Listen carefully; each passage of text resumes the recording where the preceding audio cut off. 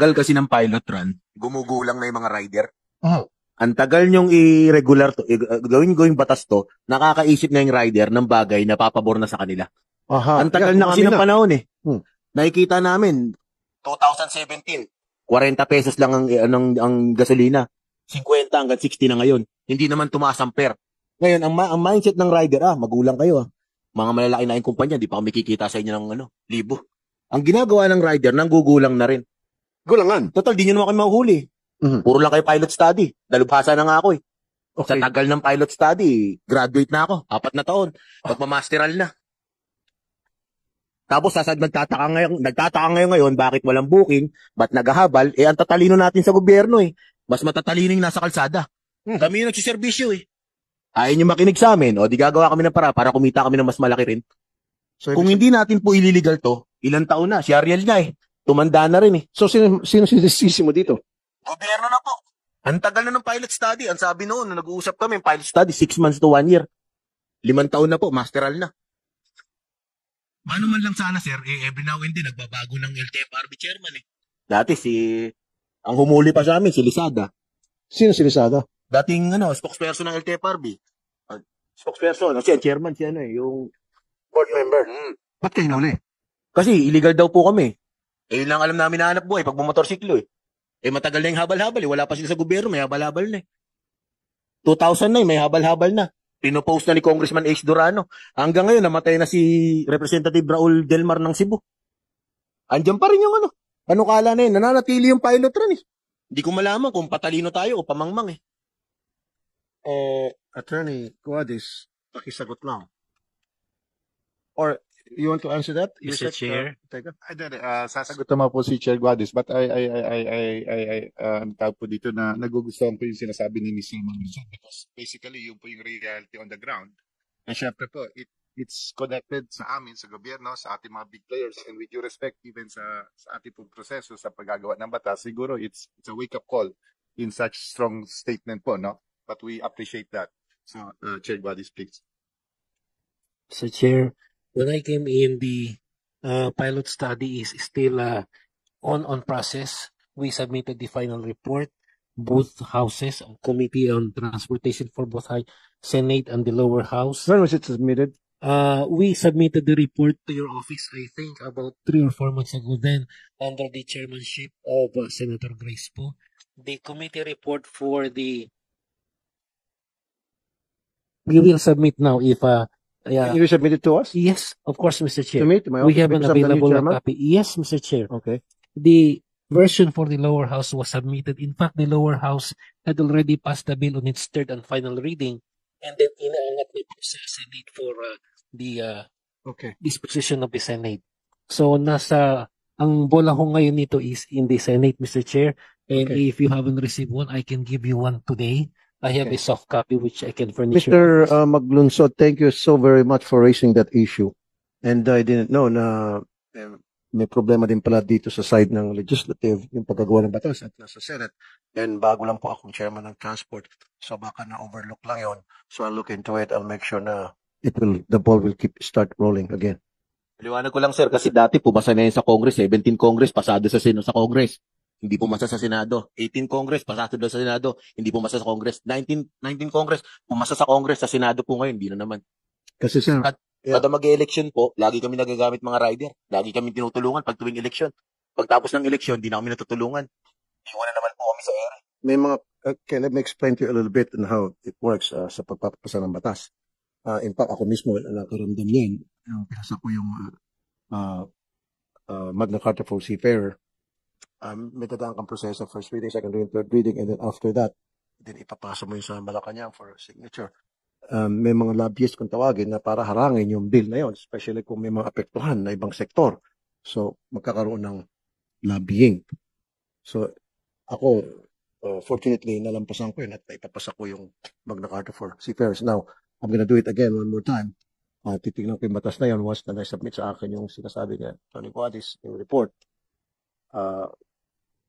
And then I'll keep the ball rolling again to make sure na yun ay may pasabatas, hopefully. Ang senador dito, hindi lamang si Chis Escudero. Senador din ako. Gusto ko lamang pong itanong, ano pong balita sa Philippine National Railway South Long Haul. Bakit po naiwan yung Camarines Norte? Medyo parang aping-api kami. Parang lahat po dinaanan eh. Lahat dumaanan eh. Biglang kumanan. Nakakalimutan yung kaliwa. Huwag nyo naman kaming kalimutan. Kasi ang senador dito, hindi lamang si Chis Escudero. Senador din ako. Po, meron na po, papuntang Camarines Norte. Wala pa ho. Wala ho. Kasama ho yan sa plano po, pero wala pa ho tayong pondo para sa papunta ng Camarines Norte. Hindi po pwede isingit yan. Isingit nyo kami. Ang lapit lang po no? Ilang kilometro lang yun. Camarines Norte. 19 kilometers. Alam niyo po, sir, ganito yan eh. Kung gusto po natin talagang harapin ang peace and order dito sa bansa natin, dapat alam natin kung saan yung mga lugar na talagang may poverty. At talagang alam natin kung saan namumulaklak yung tinatawag nilang pagtawag sa revolusyon. Kapag ganyan po, na lagi kaming naiiwan, katulad niyan, humihingi din kami ng airport sa inyo. Yung airport namin, kanina, bilanggit ng mga kapatid namin senador dito, may Antique, may Bukidnon. Yung Camarines Norte, ang kailangan lang namin, rehabilitation lang. Pangalawang taon na namin lang lumuluhod. Kawawa naman kami. Alam niyo po ba ang airport diyan sa Dait, kapag nailagay nyo yan, makikinabang din po dyan ng Quezon. Makikinabang din po dyan ng malalapit na bayan ng Camarines Sur.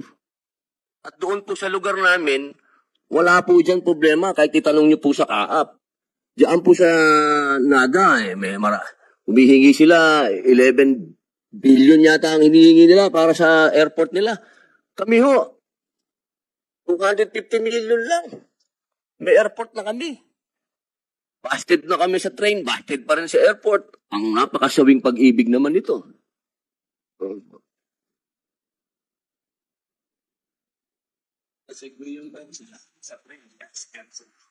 Sir? Sorry. Meron po kaming runway, rehabilitation lang po ang kailangan po namin. With the indulgence of Senator Padilla, Mr. Chair, si PNR General Manager Regino would like to say something. Pero siguro bago kayo po, no, I defended the budget of the OTR in the past. Nandun naman po sa South Long Haul, Senator Padilla, yung spur line talaga, magkakaroon po sa Dait. And we will make sure pag natuloy na yung South Long Haul, lalagyan natin. In fact, yung mga PNR lines, yung Manarov Gauge, PNR trains, yun yung gagamitin natin for the spur lines. Yung mga bagong tren na ginagamit na ngayon. Sige pa, Mr. Regino, pakituloy po. Yes, sir. Actually, sir, magandang hapon po. Ako po si Jeremy Regino, General Manager ng PNR. Para sa kaalaman po ng publiko, in a span of 1 year po, since the Marcos administration po, we already have PNR is already operating an additional 220 kilometers of rail line since August po. Nabuksan po natin ang San Pablo to Lucena at pagkatapos po Naga City to Ligao of Albay.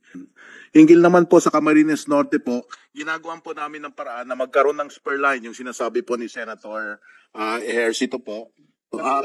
Maputol ko po kayo. Kanina sabi ni Senator JB, meron na. Ngayon pa lang gagawan nyo ng paraan. Ano ba talaga? Ito po, ginagawan po kasi kailangan po muna natin ng feasibility study. Yun po ang ginagawa natin ngayon.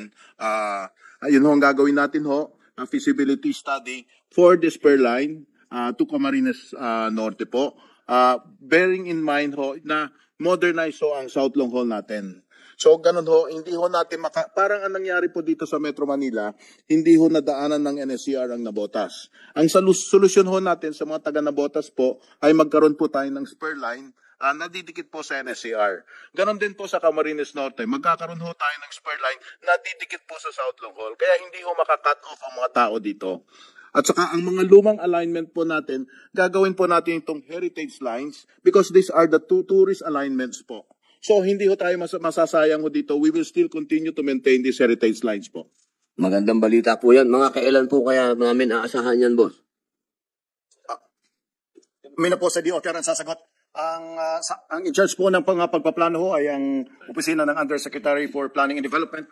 At ang commitment po nila ay maisasama sa GOP, maisasama sa FS Fund. Is this it? This year na po, Senator. Sabi ho ng Planning Department ng DOTR, 2024 po kasama na sa FS. Okay. Opo. Pati po yung airport. Madam Chair. Madam Chair, Your Honor, Yung regarding... airport namin, meron lang runway yun, boss. Rehabilitation lang. Yes, Your Honor, Madam Chair. Kasama po ang Dait Airport sa original proposal po ng DOTR. Unfortunately, hindi po ito nag-land sa NEP. And so we will be collaborating with both houses po to para makakuha po tayo ng way para magkaroon po ng allocation po yung Dait Airport dahil kasama po ito sa original proposal. The original proposal, Madam Chair, is 100 million po for Dait Airport.